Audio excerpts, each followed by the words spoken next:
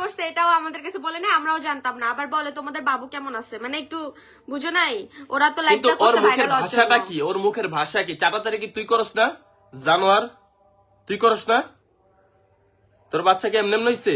কোন ধরনের কথা? প্রত্যেকটা ম্যারিড কাপল, তাদের প্রত্যেকটা ম্যারিড কাপল হাজবেন্ড ওয়াইফরা কি করে রে? এটা কি এসে তোর বলতে হবে? আর বাপ মা কি করা হয় দেখছে। তোর বাপ মা কি তোরে কি আকাশ থেকে ফালায় জন্ম দিছিল?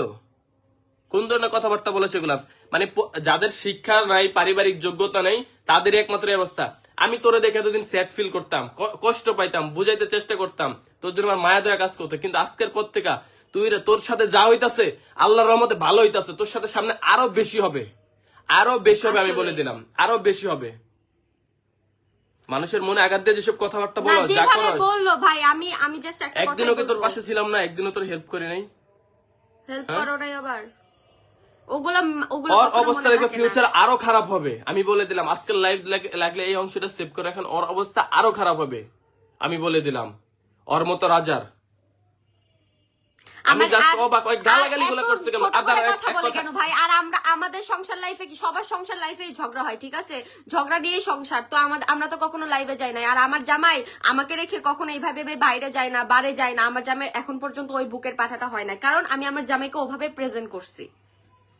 আমরা তো নেশা কর না, নেশা করে উল্টা পাল্টা যা মন চায় বকতেছো, যা মন চায় করতেছো। আর সত্য কথা বলতে, স্মোক সবাই করে। আমার হাজবেন্ড, ওর সাহস পর্যন্ত নাই যে ও বাসায় স্মোক করবে, কজ আমার বাসায় একটা বেবি আছে।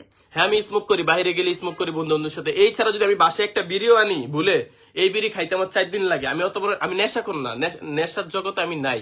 নেশার জগতে থাকলে আজকে আমার বউ বাচ্চা একদিক থাকতো, আমি একদিক থাকতাম।